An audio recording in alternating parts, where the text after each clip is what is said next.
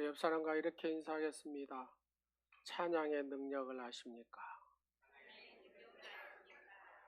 당신에게 꼭 이 찬양의 능력이 있었으면 좋겠습니다.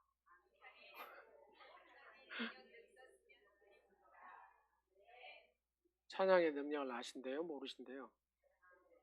아신대요? 예. 오늘은 찬양의 능력이라는 제목을 가지고 말씀을 전하려고 합니다.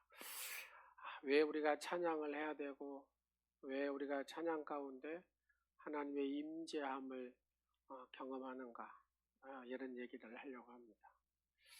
자, 말씀 듣기 전에 보혈 기도하고 다 같이 말씀 듣겠습니다. 나사렛 예수 그리스도의 보혈로 돕노라. 나사렛 예수 그리스도의 보혈로 돕노라. 나사렛 예수 그리스도의 보혈로 돕노라. 아멘. 가장 좋은 것이, 또 가장 나를 새롭게 하고 회복시키는 것이 뭐냐? 예수 그리스도의 보혈인 줄로 믿으시기 바랍니다. 그래서 우리는 어느 곳에 무엇을 하든지 간에 늘 보혈의 은총을 사모하고, 또 보혈의 은총을 가지고 선포하고, 보혈의 은총이 내 가정과 내 심령과 우리의 삶을 이렇게 덮도록 늘 고백해야 될 줄로 믿습니다. 그럴 때 보혈의 능력, 이 은총을 경험하는 사람은 우리가 새롭게 신앙생활을 하게 되고, 능력 있는 주님을 우리가 늘 모시고 살게 되는 줄로 믿으시기 바랍니다. 한 집사님이 암 진단을 받았습니다. 병원에 입원하게 되었어요. 수술과 항암 치료가 이어지면서, 여러분, 우리 예전에 강 집사님이 그런 표현을 하시더라고요. 목사님, 죽을 수 있으면 그냥 죽었으면 좋겠습니다. 이 항암 치료가 정말 힘드신가 보더라고요. 육체적으로도 그러고 이게 정신적으로도 완전히 지쳐 있었습니다. 그래서 이제 혹시 암에 걸리셔서 암과 싸우신 분들은 내 힘으로는 이게 감당하기 힘드니까 하나님 안으로 들어가야 된다 그 말입니다. 그래서 이 집사님이 밤중에 깊은 그 불안감과 고통에 휩싸여서 눈물을 흘리던 중에 문득 교회에서 이렇게 불렀던 찬양 한 곡이 딱 떠오르더란 말이에요. 그래서 그냥 힘겹게 입으로 그냥 부르는 거예요. 그냥 그 힘없는 그 목소리로, 주 하나님 지으신 모든 세계 내 마음 속에 그리워볼 때 하늘의 별 홀로 퍼지는 내서 주님의 권능 우주에 찬네. 이 찬양을 이렇게 쭉 부르는데, 놀랍게도 이 찬양을 계속해서 반복하여 부를수록 마음에 이상한 평안이 이렇게 찾아오더랍니다. 그러면서도 이 병실의 분위기가 영적으로 사람은 잘 느끼잖아요. 이 분위기를 이렇게 쫙 느끼게 되면서 또 이 병실 분위기도 딱 바뀌어지더래요. 그날 이후에 이 집사님이 계속해서 주 하나님 지으신 모든 세계 쭉 찬양을 하다 보니까 이 병실에서 찬양이 막 울려질 거 아닙니까? 그러니까 간호사도 마찬가지고 의사도 마찬가지고 그들의 마음에 이렇게 어떤 위로와 감동이 되는 거예요. 함께 했던 환자분도 막 눈물을 흘리면서 감동을 받더라고요.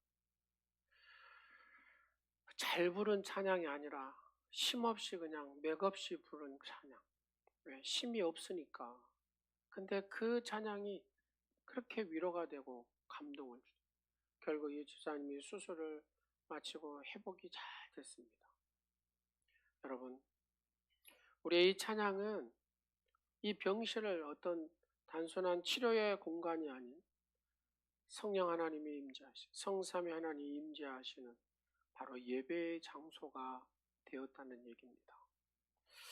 찬양은 그래서 단순한 노래가 아니라는 겁니다. 영적 전쟁의 무기라는 겁니다. 그래서 예배 시간에 늦게 오면 안 돼요. 보통 성도들은, 많은 성도들이 그래요. 이 찬양을 예배의 전주곡쯤으로 생각을 합니다. 그러면 여러분들이 찬양을 예배의 전주곡쯤으로 생각하면 딱 거기까지. 여러분, 예배의 전주곡이구나, 찬양은. 이렇게 되고 여러분에게는 찬양의 능력이 여러분에게 임하지 않습니다.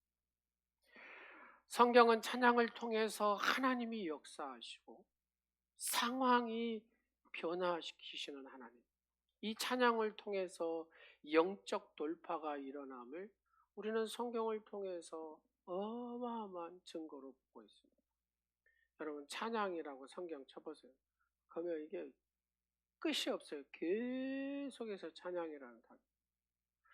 찬양은 우리의 감정 상태에 따라 부르는 것이 아닙니다. 하나님의 위대하심을 선포하고 하나님의 임재를 초청하는 바로 믿음의 행위가 우리의 이 찬양이다, 그 말입니다. 그래서 전심으로 찬양하는 자는 반드시 하나님을 만나게 되게 되고 하나님의 임재함, 하나님의 좌정하심을 경험하게 되는 것이죠. 그래서 환경과 이 상황이 바뀌지는 않았지만 내 마음에는 이게 바뀐 거예요. 그래서 하나님의 역사를 확신하게 된다, 그 말입니다. 첫 번째로 그래서 찬양은 하나님의 임재를 불러온다는 겁니다. 다 같이 시편 22편 3절의 말씀을 읽도록 하겠습니다. 시작. 이스라엘 찬송 중에 거하시는 주여, 주는 거룩하시니.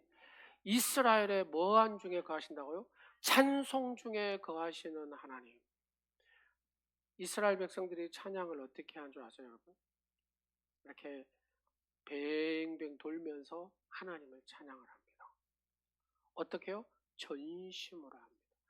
이스라엘의 찬송 중에, 찬송하는 자 중에 거하시는 하나님, 그 하나님이 어떤 하나님이냐? 거룩하신 하나님.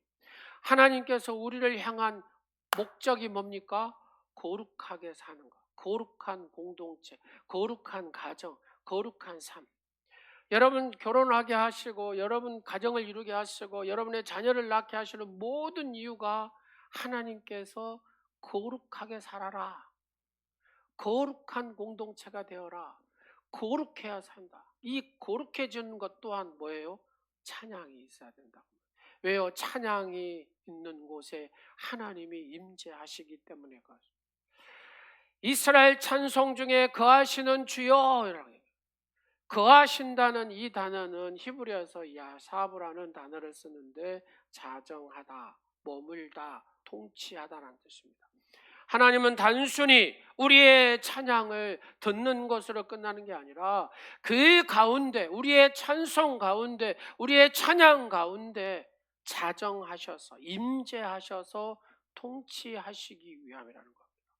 그래서 우리의 찬양이 얼마나 중요한지 모릅니다. 시편 57편 7절 말씀을 보십시오. 다윗은 이렇게 고백합니다. 다 같이 고백합니다. 하나님이여, 내 마음이 확정되었고 내 마음이 확정되었사오니 내가 노래하고 내가 찬송하리이다. 여러분, 사울의 끈질긴 추격을 피해서 다윗은 이 아둘람이라는 동굴에 숨어 있었습니다. 그는 왕에게 쫓기는 도망자였습니다. 자신의 생명이 언제 끝날지 모르는 불안한 상황에 있었습니다. 그러나 그는 환경에 휘둘리지 않았습니다. 하나님을 바라보며 그 이 아둘람 굴에서 찬양을 선택을 했다는 겁니다. 시편 57편은 바로 이 동굴에서 기록된 시입니다. 내 마음이 확정되고 확정되었다라고 얘기합니다. 하나님, 나는 이 환경이 무섭지 않습니다. 이 상황이 무섭지 않습니다. 이 두려움 속에서도 나는 내 마음을 확정했습니다. 뭐 하려고요? 전능하신 하나님 앞에 내가 찬송하기로 마음의 확정을 가졌습니다. 바로 이 다윗의 고백이 무슨 고백입니까? 이 다윗의 선언이 무슨 선언입니까? 다윗의 믿음의 결단이 담겨져 있다 그 말입니다. 다 같이 한번 해볼래요? 하나님이여, 내 마음이 확정되고 내 마음이 확정되었습니다. 환경에 휘둘리지 않겠습니다. 상황에 휘둘리지 않겠습니다. 오직 하나님만을 찬양하겠습니다. 할렐루야. 이것이 다윗이 믿음의 결단을 선언한 거다 그 말입니다. 다윗은 언제 구원하시겠습니까? 언제 이 고난이 끝납니까? 언제까지 제가 이렇게 도망 다녀야 됩니까? 하나님 앞에 묻지 않았다 그 말입니다. 하나님의 절대적인 주권을 인정합니다. 하나님의 신실하심을 내가 찬양합니다. 이 상황 위에, 이 환경 위에 계신 하나님을, 전능하신 엘사다의 하나님을 내가 노래합니다. 이게 다윗이 선택한 거다. 그리고 하나님은 그 찬양 가운데 임재하셔서 다윗의 이 두려움을 평안으로 바꾸신 줄로 믿으시기 바랍니다. 그의 마음은 동굴의 어둠보다도 크신 하나님의 임재로 가득 찼다라는 얘기입니다. 결국 그 평안 이후에 행보와 왕으로서의 사명을 지탱한 힘이 되었습니다. 이럴 때 나오는 찬양이 뭘까요? 여러분, 내가 막 두렵습니다. 내가 속에서 막 불안합니다. 근데 하나님이, 내가 찬양 가운데 하나님이 임재를 하셨어요. 그러니까 뭔지 모르지만 내 마음이, 불안했던 마음이, 두려웠던 마음이 평안으로 샬롬의 하나님이 쫙 임하고. 여러분, 새벽마다 하나님의 이름을 부르고 계시죠? 네, 거짓말을 못해요. 하나님의 이름을 부르시고 계시죠? 불러야 된다니까요. 여러분, 다른 거 다 안 해도 하나님 이름만 불러보세요. 하나님의 이름대로 복을 받게 되고, 하나님의 이름대로 담대하게 되고, 하나님의 이름대로 여러분 놀라운 은혜를 경험하게 될 줄로 믿습니다. 이 사람은, 이 은혜가 어떤 사람에게요? 순종하는 사람에게 임합니다. 이렇게 쉬운 여러분 기도를 가르쳐 줬음에도 불구하고, 자, 옆 사람 보면서 어째 안 하요? 하고 물어보세요. 뭔 배짱을 안 하냐고 물어보세요. 여러분, 하셔야 된다니까요. 다른 교회 성도들은 이 얘기하면은 목사님 그거 가르쳐 달라고 해갖고 열심히 하는데, 정작 우리 성도들은 언제부터 했는데도 지금까지도 안 하고 있으면 어쩌자는 것입니까? 저는 할 것 다 주님 앞에 딱 섰으면 뭐라 할 겁니까? 장주 목사가 그렇게 너희들한테 가르쳤는데 하나도 안 하고 순종도 안 했구나 하면 여러분 할 말이 없다니까요. 성경에 그런 얘기가 있잖아요. 너희들이 변명하지 못하도록 내가 한다고 그러잖아요. 해야 된다니까요, 여러분. 새벽에 못 나오시더라도 아침에 잠에서 눈을 뜨면 하셔야 됩니다. 하나님의 이름을 불러요. 그럼 하나님 이름대로 여러분 복을 주신다는데, 하나님 이름대로 여러분 살게 하신다는데 왜 안 하냐고요. 아멘 나온 것 보면 목소리 딱 알죠. 하느냐 안 하느냐 딱. 여러분 찬양을 하십시오. 그러면 하나님께서 임재하십니다. 하나님이 좌정하십니다. 그리고 여러분의 삶을 인도하시고 여러분의 삶 가운데 하나님이 높이신 줄로 믿으시기 바랍니다. 여러분 앞에서 대표기도 하신 것 보면 딱 알아요. 대표기도 딱 하다 보면 여러분이 하나님의 이름 부르고 늘 기도하는 사람은 여기서 나온다니까요. 근데 안 하면 여기서 안 나와요. 희한하죠. 우리의 몸에 체득된 것이 나오게 돼 있습니다. 여러분의 입술로 고백되어지는 것이 나오게 돼 있습니다. 그래서 해야 됩니다. 자꾸 체득되어서 나와야 된다 그 말입니다. 평안은 하나님께서 우리에게 주시는 거예요. 평안을 너에게 주노라. 세상이 줄 수 없는, 세상이 알 수도 없는 평안, 평안, 평안,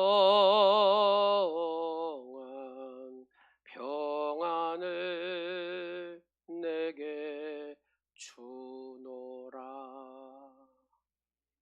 이제 여러분 해보세요. 옆 사람 보면서 시작. 평안을 너에게 세상이 줄 수 없는, 세상이 줄 수 세상이 알 수도 없는, 세상이 알 수도 없는 평안, 평안, 평안을 내게 주노라. 할렐루야. 하나님의 이 여호와 샬롬의 평강이 여러분의 심령에, 여러분의 가정에 온전히 임하시기를 간절히 축원합니다. 삶의 위기와 어둠의 감정의 소용돌이 속에서 우리는 흔히 이 문제 해결에 하기 위해서 막 급급하다. 그러다 보니까 낙심에 빠지기가 쉽습니다. 그러나 다윗의 시편은 이 한 가지 놀라운 원리를 우리에게 가르쳐 주고 있습니다. 그게 뭐냐? 하나님은 찬양하는 자 가운데, 찬양하는 자 가운데 자정하시고 임재하신다. 누구 가운데요? 찬양하는 자 가운데. 그래서 많은 성도들에게 인터뷰를 해요. 어느 때 은혜를 받으세요? 언제 은혜를 많이 받았어요? 그럼 뭐라고 그래요? 시작. 찬양할 때.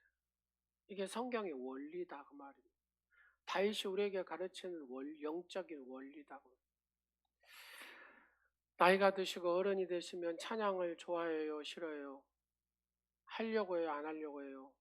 안 하려고. 여러분 일주일 내내 한번 생각해 보세요. 찬양을 몇 번이나 부르는. 우리의 인생의 문제의 답이 찬양 가운데 있어요. 아프십니까? 그러면 찬양해 보세요. 그리고 눈물을 지어 보세요. 그러면 여러분에게 치유의 역사가 임해요. 세상이 못하고 세상의 의사가 못하는 건 누가 하십니까? 하나님이 하시는 거예요. 그래서 하나님 앞에 눈물로 매달려요. 기도를 못하니까 뭐라도 해요? 찬송이라도 한다는 말. 찬송이라도. 그냥 모르면 그냥 흥얼거리면 돼요. 예전에 저희 모교의 권사님 그랬어요. 이 찬양을 제가 한번 불러보세요.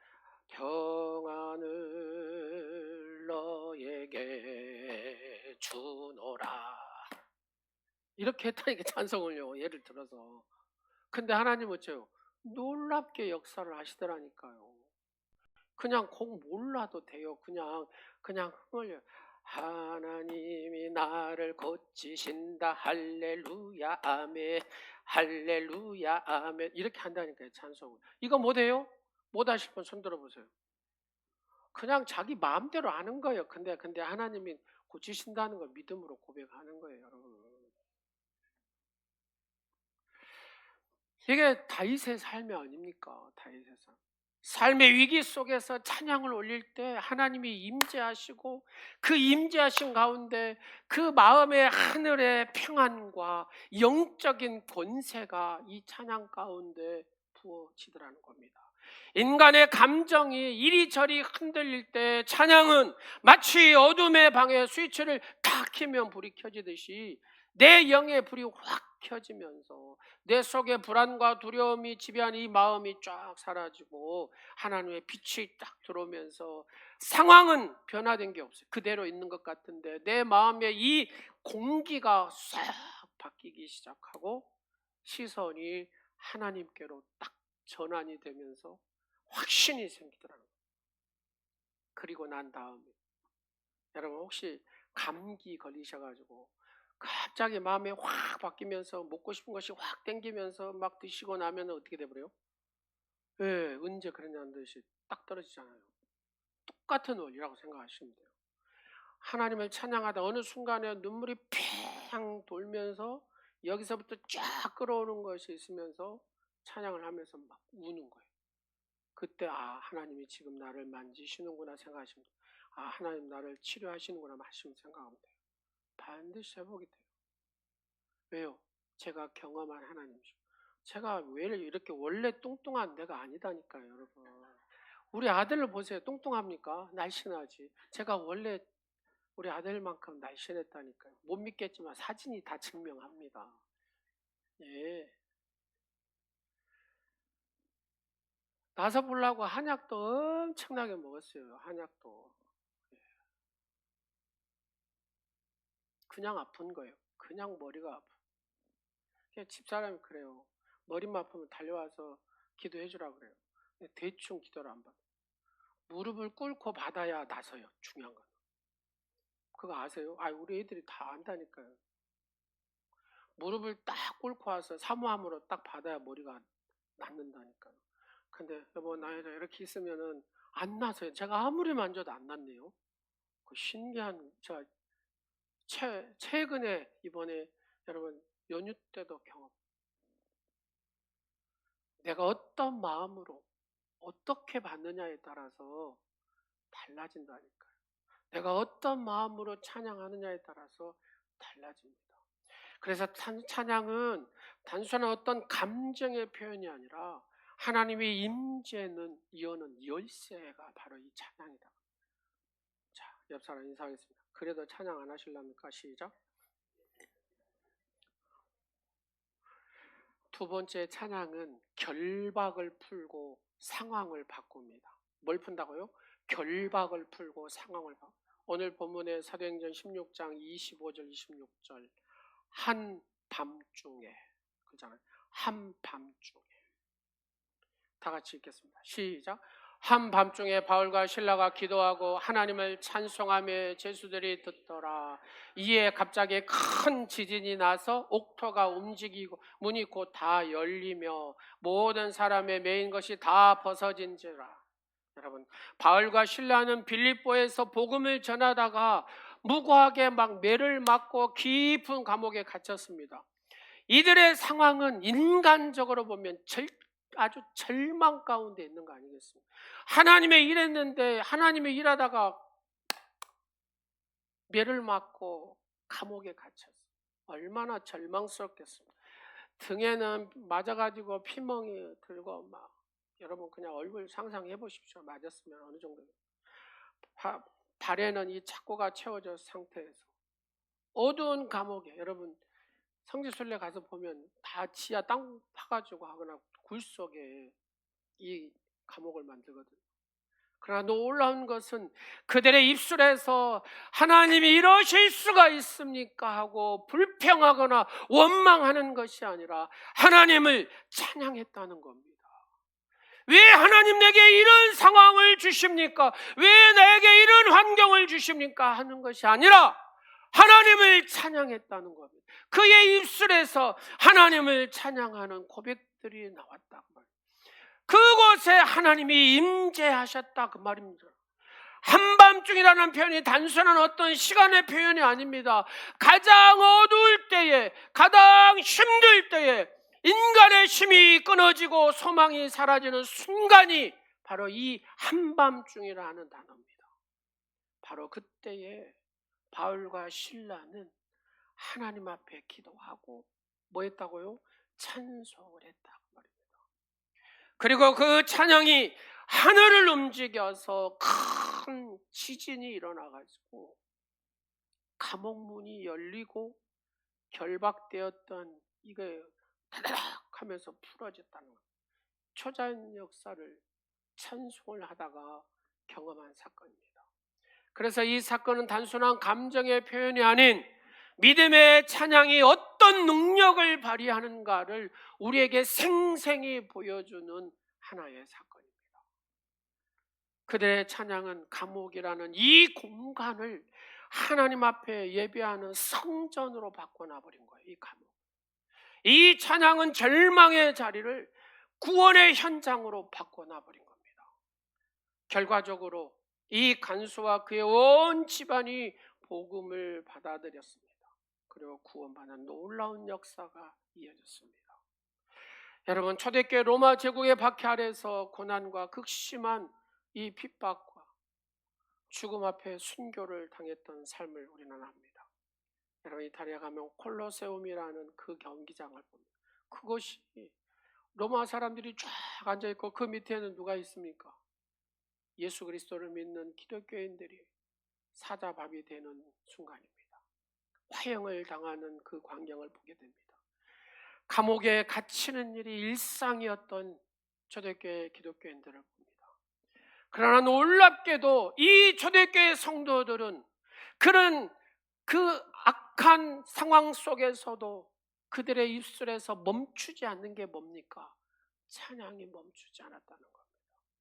그들의 입에서 왜 나에게 이런 일이 일어나야 됩니까, 하나님? 하고 원망한 것이 아니라 주님을 찬양합니다. 믿음의 노래를 고백했다고 말입니다. 감옥에서도 그들은 이 찬양이 멈추지 않았습니다. 믿음의 고백이 멈추지 않았습니다. 화형장에서도 이 믿음의 고백이 멈추지 않았습니다. 사형장으로 끌려가는 그 길에서도 바로 이 시편과 복음의 찬송을 부르며 하나님을 높였던 초대교회 성도를 바라볼 수 있습니다. 그럼 이 시대는 다를까요? 이 시대도 마찬가지입니다.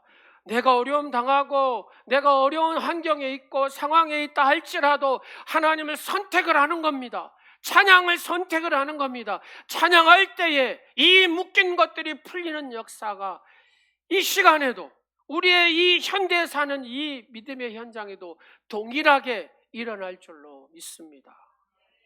로마 당시 사람들은 이 모습들을 보고 큰 충격을 받았습니다. 세상적인 시각으로 보면 절망의 끝이어야 할 그 순간에 그들은 오히려 하나님을 찬양하더라는 겁니다. 근데 그들의 마음의 평안과 기쁨으로 하나님을 쫙 우러러 하는 그 찬양의 모습을 보고 충격을 받았던 것입니다. 이런 모습은 어떤 단순한 감정에서 나온 게 아닙니다. 진정한 부활의 신앙의 믿음, 하나님의 임재에 대한 확신에서 그들은 그 환경에서도 하나님을 정말로 기쁨과 평안한 가운데 찬양의 고백을 드릴 수가 있었다, 그런 얘기입니다. 그들의 찬양은 많은 사람들의 마음을 움직여 복음의 통로가 되었고 결과적으로 이 초대교회는 이 피 흘림과 찬양 위에 세워진 강력한 초대교회 공동체가 된 것입니다. 그래서 로마는 기독교를 받아들일 수밖에 없고 공인할 수밖에 없었다, 그 말이에요. 터툴리아는 유명한 이런 말을 합니다. 순교자의 피는 교회의 씨앗이 되었고 그 씨앗에는 찬양의 향기가 함께 스며 있었다. 순교의 현장에도 찬양이 끊어지지 않고 찬양을 고백했더니 하나님이 그 어려운 상황, 죽음 앞에서도 그 마음의 평안과 기쁨을 누리며 하나님 앞에 찬양으로 고백할 수 있는 힘과 능력이 그들에게 주어졌다, 그런 얘기입니다. 문제의 크기보다 하나님을 찬양할 때 하늘의 권세가 역사하여 인간의 상황을 초월한 돌파가 일어납니다. 그래서 찬양은 절망의 감옥의 문을 여는 열쇠, 영적 열쇠인 것이 찬양입니다. 한 집사님이 사업을 하다가 경기 불황의 연쇄 부도로 인해서 하루아침에 사업이 무너질 위기에 처했습니다. 그러잖아요. 자영업 하신 분들도 마찬가지고 얼마나 문 닫은 교회들, 문 닫은 이 사업장들이 많았습니까? 채권자들은 독촉을 하기 시작하고 직원들은 월급 주라고 눈물을 흘리며 사장님 이거 우리 월급 안 주시면 당장 하루 살기가 힘들어요. 가족 걱정으로 마음이 짓눌렸던 그는 어느 새벽에 길을 걷다가 불 켜진 교회를 들어갑니다. 그리고 예배를 다 드리고 성도들이 기도하고 다 마치고 다 돌아갑니다. 자기 혼자 남았습니다. 그리고 교회 바닥에 무릎을 꿇습니다. 문제를 놓고 탄식하지 않았습니다. 하나님 어떻게 해요? 라고도 하지 않았습니다. 하나님 이러실 수가 있습니까? 내가 얼마나 교회 생활, 예배 생활 잘했습니까? 근데 나에게 이런 고통을 주십니까? 그런 얘기도 안 했습니다. 그는 무릎을 꿇고 하염없이 눈물을 흘리며 주님은 여전히 나의 왕이십니다. 나는 주님을 높입니다. 주님은 여전히 나의 왕이십니다. 나는 주님을 높입니다. 얼마나 위대한 믿음입니까? 그 순간 그 마음에 이전에 경험하지 못했던 강한 평안함과 담대함이 속으로 쏙 들었다. 그 이후에 예상치 못했던 거래처에서 연락이 왔답니다. 새로운 투자를 하겠다고. 인간의 계산으로 불가능했지만 그가 하나님을 찬양하고 높였더니 그 상황을, 환경을 하나님이 이렇게 바꿔 뒤집어 놓으시더라고요. 여러분, 찬양은 상황을 뒤집고 묶인 것을 푸는 능력이 있습니다. 여러분, 옆 사람 한번 보시면서 당신은 역전의 인생입니다. 시작. 할렐루야. 하나님이 바꾸시면 되더라고요. 예, 인간은 안 된다. 하나님이 바꾸시면 돼요. 여러분, 그래서 하나님 앞에 잘 보여야 된다니까요. 하나님이 기뻐하시는 것만 골라서 해야 돼. 기뻐해서. 하나님이 오케이 하면 되잖아요. 근데 왜 여러분이 앞설라고 하면은 이게 안 되는 거예요. 다시 한번 하나님을 만나시기 바랍니다. 하나님을 의지하는 것, 하나님을 의뢰하는 것, 하나님 앞에 맡기는 것, 하나님 앞에 고백하는 것. 여러분 다시 한번 이렇게 돌리셔요. 그리고 하나님을 1대1로 누구 걸치려고 하지, 목사도 걸치려고 하지 말고 1대1로 하나님 앞에 저는 돕는 자로서 하나님 결판을 보겠습니다. 야곱이 약복강에서 하나님 앞에 결판을 보듯이 여러분 인간이 안 된다고 하면 하나님 앞에 결판을 보라니까요. 그냥 울어요. 그냥 하나님 앞에 울어. 떼쓰고 울어요. 그러니까 또 찬양도 하시고 찬양하면서 또 울어요. 그러면 된다니까요. 자, 옆 사람 다시 인사하겠습니다. 여러분 설교를 수천 번 들어봐도 뭔 소용이 있습니까? 자, 옆 사람 인사하겠습니다. 눈을 보시면서 울으라니까요. 시작. 예, 하나님 앞에 울면 돼요. 울면 돼. 우세요. 우세요. 예, 하나님 하고 울어요. 하나님을 높여드립니다. 하나님을 찬양합니다. 그냥 나를 고쳐주세요. 회복시키 안 해도 돼요. 그냥 울어요. 울면 하나님을 높인다고 고백하며 우시면 돼요. 하나님을 찬양한다고 울어요. 그러면 하나님이 하신다니까. 이렇게 가르쳐 드렸음에도 불구하고 안 하면 빵, 하면 기적. 왜요? 제가 그렇게 살았거든요. 저 한약 엄청나게 3년을 먹었어요. 저 한약을. 한약값만 어마어마하게 들어갔어요. 저희 어머니 하숙쳐가지고 저 한약값만 대도. 약도 무지하게 먹었어요. 근데 하나도 안 돼. 근데 하나님 꼭지를 딱 돌리는 순간에 언제 그랬냐는 듯이 원래 제가 혈압이 300이었습니다. 고등학교 때. 혈압이 원래 300이었어요. 몰라요. 원인을 병원에 가서. 왜 그런지를. 이게 정신적인 거가 있었던 것 같아요. 그래서 우리 주순희 원사님, 목사님 혈압도 높고 뭐또 어쩌고 막 걱정을 한일같이 하시는데 그냥 지금까지 그렇게 살았다니까요. 제가. 네. 얼마나 감사한지 몰라요. 죽고 사는 것이 하나님을 의지하고 안 하느냐에 따라 달려있다니까. 제 몸에는 지금도 금침이 돌아다니고 있어요. 예, 제 혈관에. 또 그게 좋다고 해서 아주 수십 대를 맞았어요. 몸뚱아리에 집어넣는데 안 났으니까. 예. 근데 몰라. 변명이 없어요. 그냥 아파, 그냥 머리가.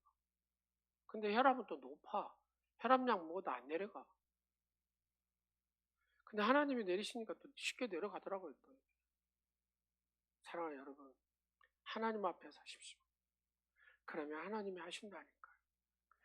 세 번째로 찬양은 영적 전쟁에서 승리를 가져옵니다. 역대하 20장 21절 22절을 보겠습니다. 다 같이 보시겠습니다. 시작. 백성이 노래할 때 여호와께서 복병을 두어 유다를 치러 온 암몬 자손 모압과 세일산 주민들을 치게 하심으로 그들이 패하셨으니, 이게 무슨 말이냐면 유다 왕 때 유다 왕 요사밧이라는 왕이 있었다고 말입니다. 여러분, 유다란다고 요만합니다. 진짜 요만해요. 북하고 이렇게 갈라져서 밑에는 요만, 게 한마디로 지금 예루살렘하고 이쪽 그 밑에 쪽으로 땅이라고 생각하시면 돼요. 근데 암몬이라는 나라, 모압이라는 나라, 세일은 에돔이라는 나라가 세 나라가 연합해가지고 이 조그마한 유다를 먹어보자고 쳐들어왔다 그 말입니다. 여러분, 인간적으로 전쟁을 치를 방법이 이 세 나라하고 이 조그만 유다가 여호사밧이 생각했을 때 게임이 돼요, 안 돼요? 게임이 안 돼요. 그래서 백성들이 막 두려워 막 떠는 겁니다. 근데 이 여호사밧이 놀라운 결단을 내립니다. 인간의 전쟁이 아니라 하나님과의 전쟁으로 바꿔버립니다. 그 바꿔버린 게 뭐냐면 각각의 백성들을 거룩한 자를 뽑아가지고 찬양을 하게 하고, 적진들이 쫙 있는데 앞에 군사가 가는 게 아니라 찬양대를 세워서 하나님을 찬양해라, 딱 이렇게 찬양대를 세웁니다. 여호와께 감사하세 그 인자하심이 영원하미로다. 여호와께 감사하세 그 인자하심이 영원합니다. 찬양을 쫙, 곡절을 넣겠죠. 그러면서 찬양을 쫙 부르고 가는 거예요. 전쟁은 전략이 아니라는 겁니다. 신앙의 고백이래요. 신앙의 고백. 여호사밧이 안 되니까 하나님이 하십시오라고 그냥 돌려버리는 거예요. 그 순간에. 그리고 하나님 앞에 찬양했더니 정말로 하나님께서 친히 그 적진에 복병을 두어서 지들끼리 싸우게 해가지고 자멸하게 만들어버리더라고요. 여러분, 인간의 전략이 아닌 하나님의 계획으로 전쟁은 완전한 승리로 끝납니다. 여러분, 가정을 가만히 생각해 보세요. 여러분이 애쓴다고, 자, 옆에 인사해 보세요. 당신이 애써갖고 된 일 있습니까? 시작. 여러분, 내가 애써갖고 될 일이 없어요. 하나님이 돌리셔야 된다니까. 하나님이 승리를 주셔야 된다니까. 착각하면 안 됩니다. 내가 할 수 있다고 한 사람은 없더라고요. 제가 보니까. 내가 잘 해보고 있으면, 이게 결심 3일이면 끝나버립니다. 사건은 찬양이 단순한 노래가 아니라 하나님의 주도권을 잡는 거라고. 하나님께 전쟁의 주도권을 맡겼더니 이 믿음의 행동이 이 백성을 구하게 되고 나라를 구하게 되고 승리로 이끄는 놀라운 역사가 일어나게 되더라고요. 우리가 하나님 앞에 찬양하고 하나님 앞에 전심으로 나가면 하나님께서 임재하시고 하나님 개입하시고 이것이 내 전쟁이 아니라 하나님의 전쟁이 되더라는 얘기입니다. 여러분도 머리를 쓰세요. 하나님, 내 가정, 나 지금 여기가 아픈데 하나님께서 싸워주시라고, 이 질병하고 바꾸시라는 겁니다. 믿음의 행동으로 바꾸시라는 겁니다. 전술을 바꿔보세요. 여러분이 하려고 하지 말고 하나님 앞에 전적으로 밀어요. 그러면 하나님이 하십니다. 인간의 계산과 전술이 아닌 하나님의 능력이 역사하는 순간에 바뀐 줄로 믿으시기 바랍니다. 고치신 줄로 믿으시기 바랍니다. 하나님께서 우리에게 말씀을 주시는 이유가 뭐라고요? 고치시기 위해서, 건지시기 위해서 우리에게 이 언약의 말씀 1189장을 주셨다라고 시편 107편 20절에 말씀하고 있잖아요. 붕의 현장마다 찬양이 전면에 섭니다. 역사적으로 보면은 웨일즈 대붕해하고 1907년 평양 붕을 듭니다. 여러분, 시편 46편 5절 말씀에 보면 이런 말씀, 하나님은 우리 가운데 계시니 주의 능력이 나타나며, 그래요. 웨일즈 붕운동은 에반 로버츠가 젊은이들하고 그냥 기도 모임을 한 거예요. 막 찬양하고 기도하고 찬양하고 기도하고, 그러다 보니까 성령이 그곳에 강력하게 임재하는, 그래서 다들 임재함을 경험한 사람들이 세계로 나가가지고 뭐요? 선교사가 되는 거예요. 이게 그냥 이렇게 정통적인 순서로 예배하고 그것이 아니었다. 그냥 하나님 앞에 막 열정적으로 찬양하고 기도했더니 그곳에 강력한 성령의 임재함이 일어났고 세계를 뒤집어 놓는 부흥의 역사가 일어났다, 그 말입니다. 예배당은 찬송가가 막 영적인 노래로 막 가득 차고, 이 찬양이 그냥 파도를 막 치는 것처럼 전 지역에 막 그 지역을, 이 한마디로 우리 교회에서 부흥의 강력한 성령의 임재함이라니까 이 봉선동을 뒤집어 놓은 거죠. 그래서 봉선동에 수많은 사람들이 회심하고 예수 그리스도를 믿게 되고, 술집 하는 사람들은 다 술집을 닫게 되고, 범죄율이 급격히 떨어지는 사회적 변화가 예일지에 일어났다, 그런 얘기입니다. 부흥의 불길을 타고 찬양은 하나님의 임재를 실질적으로 경험하니까 그의 삶에서 변화가. 여러분, 1907년 평양 대부흥회가 우리 한국교회 기초의 초석이 됐다는 사실을 여러분 아십니까? 바로 이 한국교회가 이렇게 강력한 교회가 될 수 있었던 이유, 많은 선교사를 세계를 보낼 수 있는 바로 이 교회의 초석이 된 것이 평양 대부흥회, 1907년의 부흥이 지금까지 이어진 겁니다. 교회가 바뀌니까, 가정이 바뀌고 개인의 삶에서 찬양이 막 앞서니까 하나님께서 다 나가주셔서 미리미리 다 싸워주시는 겁니다, 우리를 대신해서. 그래서 반드시 우리의 가는 길이 찬양이 있으니까, 하나님의 임재가 있고, 임재가 있으니까 어째요? 우리는 승리하게 되더라는 겁니다. 누가 싸우시니까요? 하나님이 싸우시니까. 그래서 우리가 찬양해야 될 이유는, 내가 찬양할 때, 전심을 하나님 앞에 고백할 때 하나님은 임재하시고 내 삶에 자정하시고 내 가정에 자정하시고 우리의 교회에 자정하신다, 그 말입니다. 할렐루야. 찬양, 그래서 영적 전쟁에서 하나님의 군대를 움직이는 전투의 나팔. 여러분, 결론적으로 얼마나 가정들이 어렵습니까? 가정들이 얼마나 많이 무너집니까? 이혼한 가정도 많고, 같이 살기는 사는데 니는 니고 나는 나고, 이렇게 부부의 갈등, 자녀들과의 갈등, 얼마나 갈등이 많습니까? 가정이 건강하지를 못하고 평안하지 못하고, 아내는 아내대로 가슴앓이 하고 남편은 남편대로 가슴앓이 하고, 이게 사는 것이 사는 게. 그래서 이 교회 셀 리더가 그 가정 자기 셀이다 보니까 방문해가지고 가만히 보니까 이쪽 얘기도 그 얘기고 이쪽 얘기도 그 얘기고. 그래서 처방전을 줬대요. 무슨 처방전? 집사님 두 분이서 자녀들과 함께 다른 거 하려고 하지 마시고 10분씩만 하나님 앞에 찬송을 하십시오. 이게 셀 리더의 처방. 셀 리더들 잘 들어보세요. 가서 뭐 하지 말고, 엄마는 뭐 이로하고 이런 거 하지 말고 이거 하시라고 하면 10분씩, 매일 10분씩 찬송을 하나님 앞에 같이 하십시오.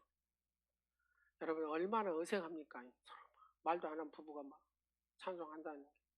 형식적이지만 했더니 처음에는 그렇게 힘들었대요.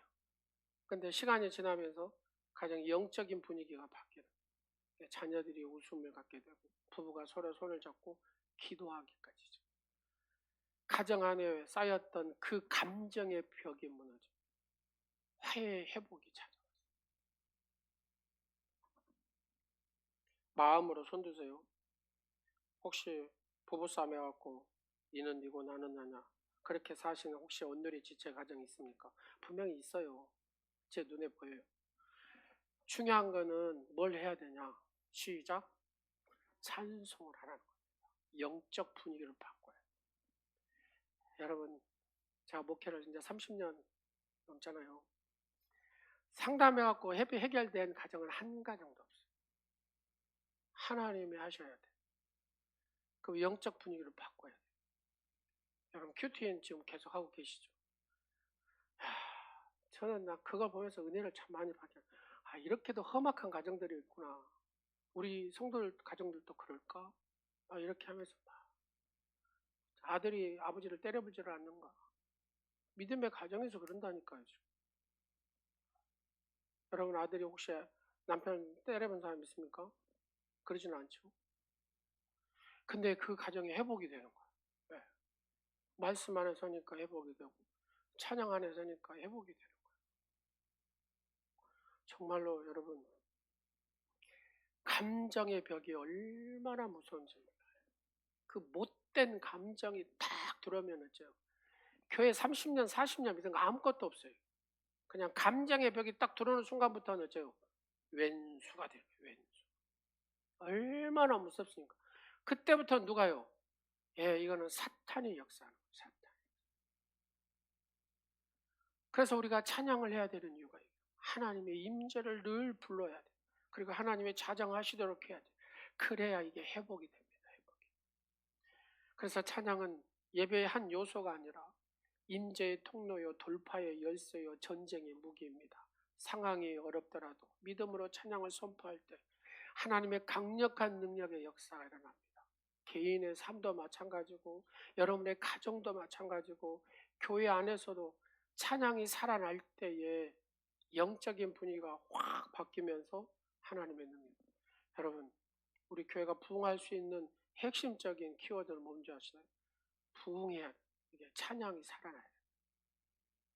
뷰라 찬양대도 잘하고 아이너스도 잘하고 근데 조금만 더 영적으로 더 힘이 가면 더 좋을 것 같아요. 그래서 다음 주는 우리가 벌써 36살 먹었습니다. 우리 교회가.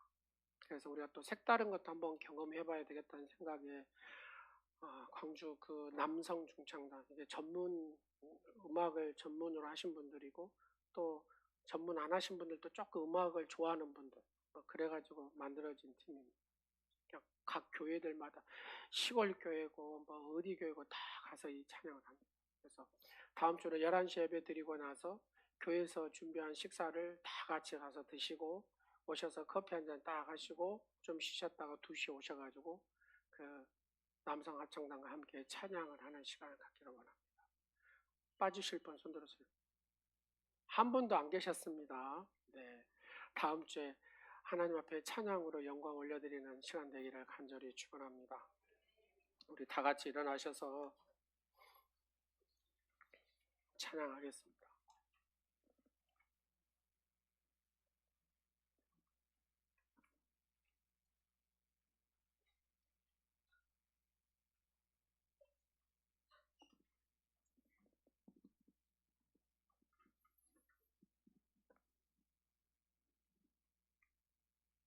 생중계는 항상 이렇게 시간이 좀 딜레이 됩니다. 주 이름 찬양.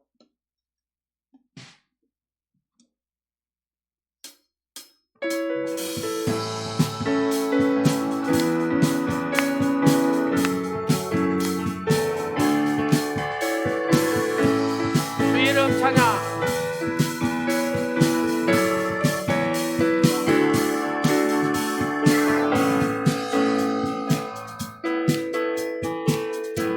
주 이름 찬양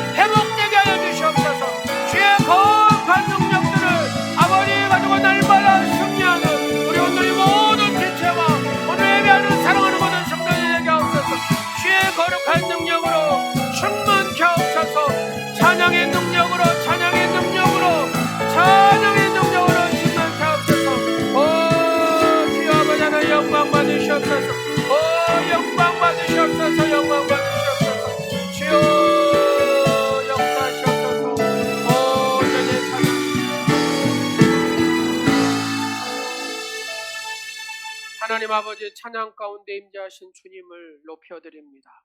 찬양을 통해 묶인 것이 풀리고 막힌 것이 뚫어지는 역사를 경험하게 하옵소서. 절망이 소망으로 바뀌며 영적 전쟁에서 날마다 승리하는 우리 온누리 지체와 오늘 예배하는 사랑하는 모든 성도들이 되게 하옵소서. 우리의 마음의 소원대로 드리는 헌금을 받으신 하나님 아버지, 우리가 겸손한 자리에서 하나님께 헌금을 드리게 하시고 교만한 자리에서 헌금을 드리지 않게 하심을 감사드립니다. 하나님은 교만한 헌금을 받지 아니하시고 겸손한 헌금을 받으신 줄로 믿나이다. 오늘 있다가 내일 없어지는 물질 앞에 마음을 빼앗기지 않게 하시고 천국의 보물을 쌓는 신실한 하나님의 주인공들이 되게 하여 주옵소서. 스스로 부자라고 자랑하지 않게 하시고 겸손을 가지고 살아가게 하옵소서.